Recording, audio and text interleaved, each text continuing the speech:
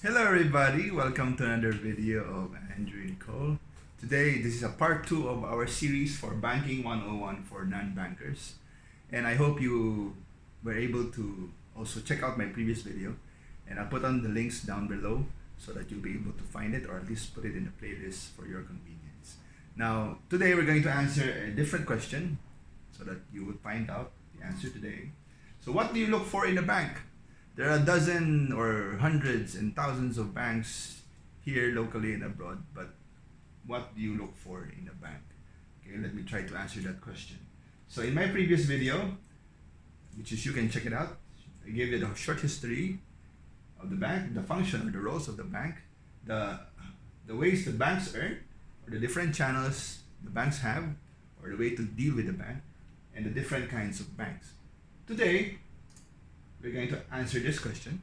What do you look for in a bank? Or what are the criteria that you should look for to choose the right bank for you? And what is the interest or the cost of money? What are the products available in the bank? And how to open a bank account? And last question, is my money safe in the bank? Okay. So what do you look for in a bank? There are dozens, hundreds, thousands of banks out there. So in my opinion, okay, these are the things that you need to look for in a bank. Number one, stability. Okay, when I say stability, it is a definition wherein the banks, number one, has been in existence for many years. Maybe 20 years and above is a good indication that they are stable, because in the 20 years time, ups and downs of the economy has been experienced by that bank, and if they're still around, it's a good indicator that they're stable. And stability also means liquidity. Now, when I say liquidity, it means that if you need money to withdraw from the bank, they can give you the money. Okay, those banks who are not liquid or not stable enough, they won't have enough funds to give you. Okay, another word for stability is a good track record. Okay, with the government, they don't have any violations, they don't have any problems, so they're stable. Okay. Number two is product diversity for both on deposit and credit. Now, credit is lending or loans, deposit products for those who are the savers, credit for those who are borrowers. Now, as I mentioned, there are multiple kinds of products available in the bank. So you want that because you never know when you will need all those products. Now, as you start, maybe you're only opening a savings account or a small account, but eventually, as you age or as you go into your professional career, you have your own businesses, you might need to do some credit, okay, or borrowings from the bank. So if your bank doesn't offer that, then you have to choose another bank again. Number three, network and branch channels. So network means the bank has interconnections with other banks, for example, overseas. Okay?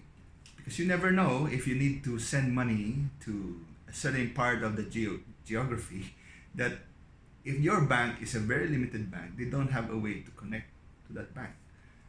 And branch channels, you want to stick with those banks who has multiple venues, physical venues, or ATMs for that matter, so that you can be convenient. The next criteria, whenever you deal with the bank. Okay, so you'll find big networks, big branch channels, more convenience for you. Another thing to consider is interest and fees. Now, interest, which I discussed in my previous video, and also I will touch this in this video, is the cost of money. Okay, so if you are a saver or a lender, you want to lend to the bank. Okay, you want to get a high interest. Of course, you choose a bank with a respectable interest for your money. And when you borrow from that bank, you also want to have a low and reasonable interest. You don't want to burn your money, okay, by paying so much interest. And likewise in the fees. Now, some small banks, or rather some banks, no, I'm not saying small or big, sometimes big banks also have several fees. Now, you have to also look for banks who are affordable fees. Okay, not necessarily no fees at all. There's no bank with no fees. And of course, relationship. Now, I work in the banking industry for eight plus years. So one of the things that the client is always looking for is relationship. Okay, when I say relationship, is the banker, or for example me, when I was in the bank, have a good relationship with the client. Usually the client would follow me whenever I move to a different bank, because they find it convenience, and trust is built over time. So if you want to choose a bank, I suggest you find these in those banks that you're looking for. Now, I suggest you go with the big banks, the universal banks, or the commercial banks, so that they can offer you a wide variety of services. They have big networks, more branches, and they usually offer lower interest for your money and lower fees. And over time, you'll be building relationships with them. Okay? So what is interest?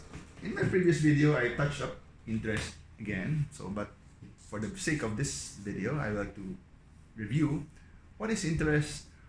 Simply means interest is the cost of money, the cost of borrowing, or the profit for lending. So if you are, say, Pedro has no money and John has plenty of money, if I borrow from John, okay, John would not, of course, if you're good friends, John might lend you without any interest. But if John is a normal guy, of course, okay, where do you want to use the money? Okay, so is it for business? Okay, you said you tell Pedro, Pedro will tell John, I'm gonna use your money, borrow 1 million from you, and gonna invest it in a business, on business. So John will say, okay, no problem, I'll lend you the 1 million, but in return for letting you use my money, I'll give you you have to pay me a certain interest. Okay, so likewise in the banks, interest is always being talked about. Okay, interest in the deposit side, okay, for those who are saving, and interest on the lending side to those who are borrowing. So again, let me illustrate this. Let me illustrate this concept to you. Okay, let me just go back a little bit. Okay, so this is the basic illustration for the banks, no? So the borrowers and the savers will have money. Okay, so the savers will need money, will save money in the bank, and the borrowers would need money from the bank. Okay, so the interest they pay the bank 5%, and the bank in turn pays 1% to the savers. So that is how the banks earn. Okay, so interest is the vital moving moving mechanism, or the moving item of the bank. Okay, so let me give you a concept or a term called compound interest. Okay, compound interest is interest on interest. Okay, remember, as you are a saver, okay, you have plenty of money, you have 1 million pesos in your bank. Okay, let me illustrate to you this example. Okay, the sample of an interest, the way to compute it is you get your principal, 1 million, and you multiply it with the rate. Okay, Normally, the banks here are offering interest rates on a per annum basis. Now, very seldom or rare that the banks would offer an interest rate that is per month or per day or per week. No? But here in the Philippines, all the banks usually, in terms of interest rate, they offer per annum or per year. Okay? So, the interest per annum that you will be earning from 1 million of 5%, it's 50,000. Okay? So, imagine you have 1 million stored in the bank for 5 years. Okay? What would happen to your money, okay, if you get the interest every year? Okay? So, 50,000 every year. So, just multiply by 5. 50,000 multiply by 5, you get 250,000. Very simple. Okay? But what happens if you compound the interest that you earn, 50,000? You didn't get the 50,000 and you just put it back in the principal and you earn interest on interest. How much you will be earning in 5 years? So 5 years compounded interest with 5% per annum, you'll be earning 276,000. So you see the big difference from 250,000 to 276,000. Okay? So that is the beauty of compounding interest. You don't believe my multiplication? Look at this. Okay, year 1, 1 million, 5%, 50,000, 1 million, 50,000. And you reinvested the 1,050,000, 1,050,000, make it another 5%. The 5% of this one is 52,500. So you end up with 1,102,500. And so on and so on and so on until you get to 1,276,000. So your original money of 1 million earned you 276,000. Okay? So this is a nice concept for you who are savers. Okay? On the lending side, we will be discussing that on a different video. But on the lending side, similar, you have to pay the bank 50,000 interest to them. But of course, the bank is very wise.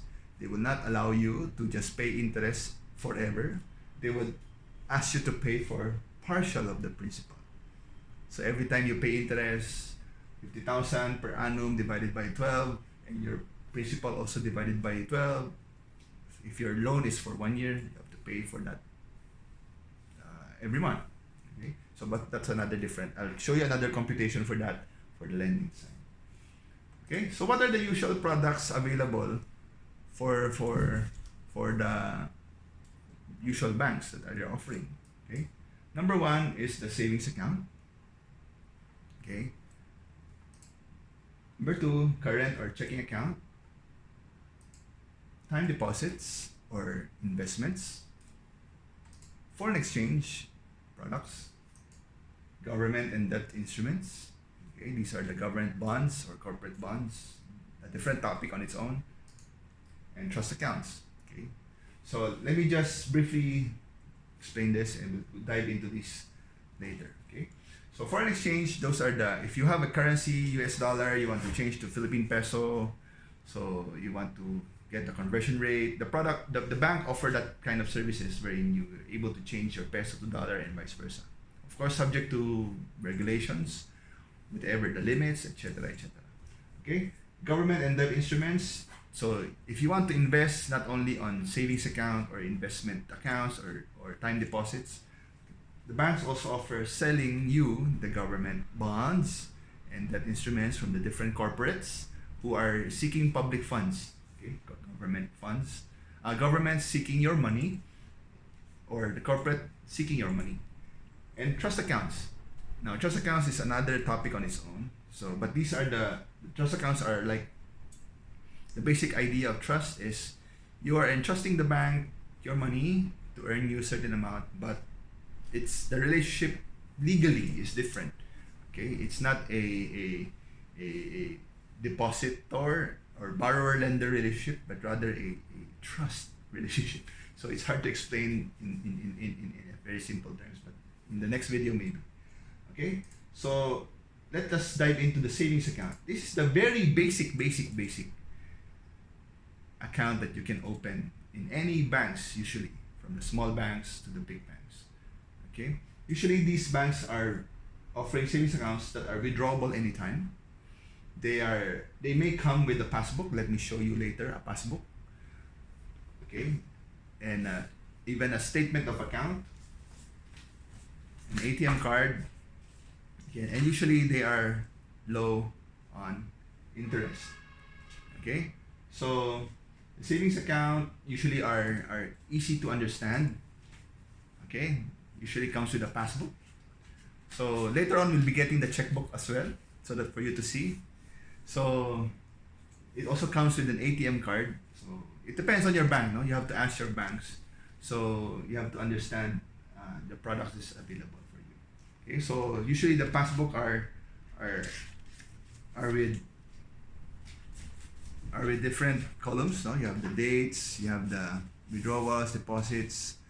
Okay, so the very concept of this one is simple. No, so you have the dates of transactions, withdrawals, deposits, balance. Okay, and of course the tellers will be able to validate. Okay, so that way be able to understand what a passbook is. This actually serves like a statement of account. Okay, so if you don't have that one. Okay, what is a checking account? Okay, let me give you an example of the convenience of a checking account. Say you want to withdraw 10 million pesos or $10 million for that matter. Do you want to bring $10 million with you in cold hard cash wherever you go? Of course not. The risk of theft is high and the risk of death is even higher. Okay, so that is why the banks also offer checking account. So checking account is a way for you to transfer money or receive money without even handling cash. Okay, so they are also withdrawable anytime. They may have ATM or a passbook, just like this one. Okay, of course it has a checkbook. Okay, this is an example of a checkbook. Okay, so you have different checks. I will not show you. You might be able to do something bad about it. So, and they usually offer no to low interest. Now, what is the purpose of the current account or the checking account? So usually the current account or checking account is for those who are in business. So they transact money in and out very fast. So that is why there is no to low interest, and the service is for the bank is more expensive because of the clearing. You have to sometimes manually verify the signature. Okay, so let me show you a sample check. This is a sample check for your appreciation. So the way the check works is this. So you have to put a date.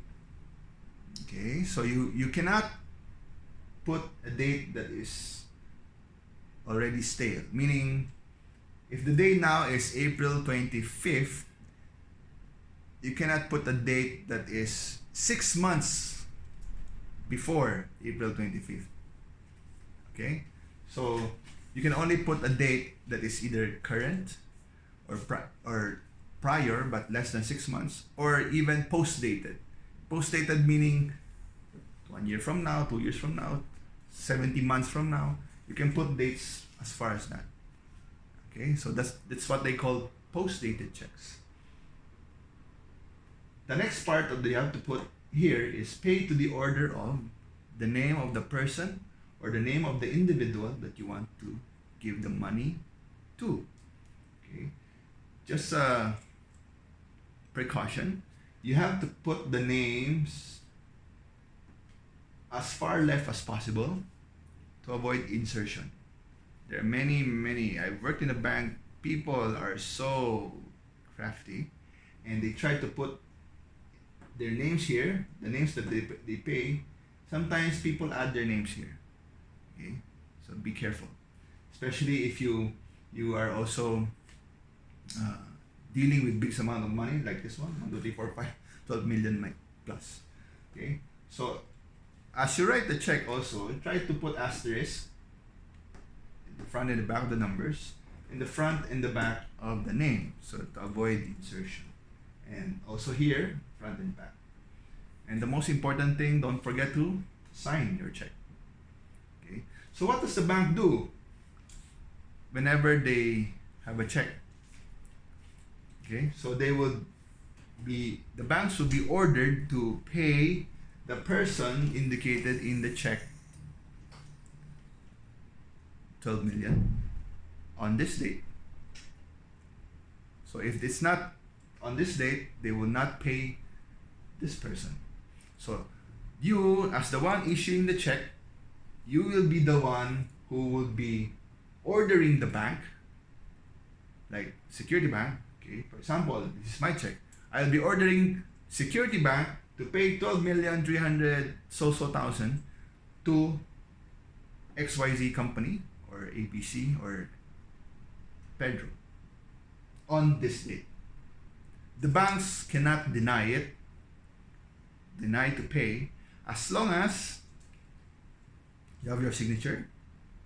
There's no material problem with the check. It's no forgery, no problems with the numbers and the figures not lining up. And of course, more importantly, you have the funds. Okay, so if you don't have 12 million pesos and you order the bank to pay 12 million pesos, of course they will not pay you 12 million pesos. The check will only bounce. Okay, so that's the basic operation of a checking account. Okay, I hope you learned something. For those of you who have no checkbook, so you, as you grow up, or at least as you mature, I suggest you open a checking account. What is now a time deposit account? Time deposit account are those accounts that offers a higher interest compared to savings account. Remember in the first slide before, there's a savings account. The savings account offers a low interest, but this one has higher interest. Okay, you cannot withdraw before the term set without penalties. Usually, when you put in the money for a time deposit, okay, you will be asked, is it 30 days, 60 days, 90 days, 1 year, 2 years, 3 years, 5 years? It depends on the term. So you cannot withdraw the funds without incurring penalties, because the idea of a time deposit is you use time to earn a higher interest rate. Okay, the concept of the interest rate is also affected by time. So the longer the time you put your money in to work for you, the bigger the interest rates. Okay, so I suggest, if you're interested to open a time deposit account, you shop around. You ask the banks all the banks that you know, ask their rates or what investments that they're offering that has better interest rate. You put your money there. Okay, they usually have a paper online certificate as a proof of your placement or your investment or your money. Okay, they can be rolled over or extended. So let's say you put your money for 30 days, you out on the 30th day, the bank will call you, hey, do you want to withdraw your money, to add, to roll over? So you said you roll over another 30 days. Now the good thing about the advantage of the time deposit is that if you have excess money that you know that you will not use for longer periods of time, something that you know that, or you're saving up for, that you will use longer, I suggest you put in a time deposit. Okay, but if you have emergency fund, don't put in time deposit. Just put in a savings account wherein you can withdraw anytime if emergency arises. Okay, so this is a comparison of all the accounts that we have. So you have the savings, current or investment account. Interest is low, zero to low, low to high. Withdrawal limit, usually there's no limit. Or some savings account, they also have imposed a certain limit. You can withdraw per quarter to get a better interest. Or for the current, usually none. And investment is limited. Okay, limited withdrawal, as I explained earlier. So deposit, usually For the savings account, you just deposit as many as often as you want. For the different investments or the time deposit, it depends. Usually, they would allow you to deposit or add money on the due date or reduce money on the due date of your investment on the term, or 30 days, that's your choice. On the 30th day, they would allow you to deposit. So, what are the other features? Usually, ATM card comes with savings, checkbook, passbook usually, checkbook usually none for savings. Certificate, sometimes they offer you. For current, okay, sometimes they offer you ATM, passbook, and of course checkbook. Certificate, usually none, because you already, usually it doesn't involve any certificate anyway.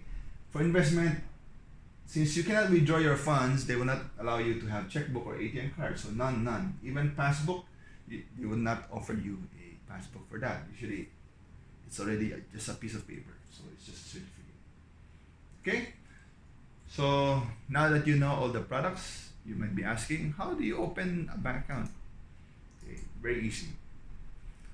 In my previous slides, I said choose the right bank. So, after you've chosen the right bank, go to your bank and inquire. Okay, be sure to ask for the requirements,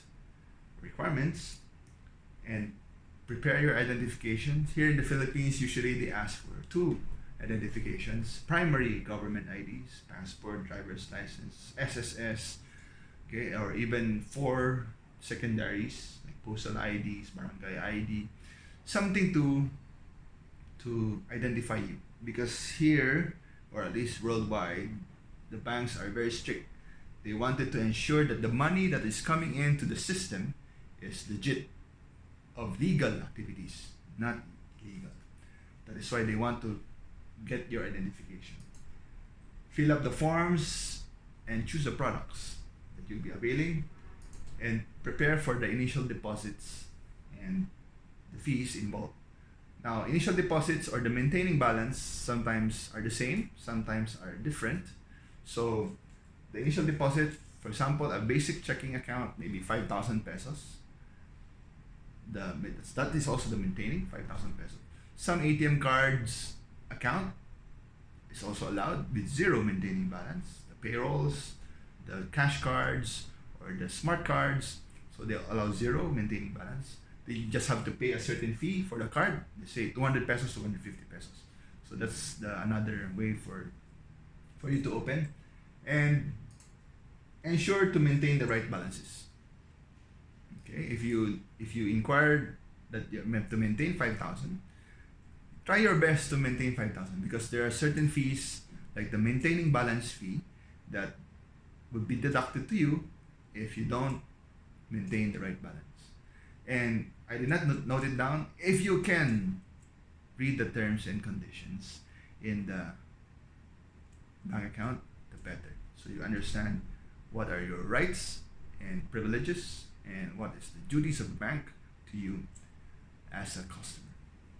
Okay? It's easy. It's easy to open an account.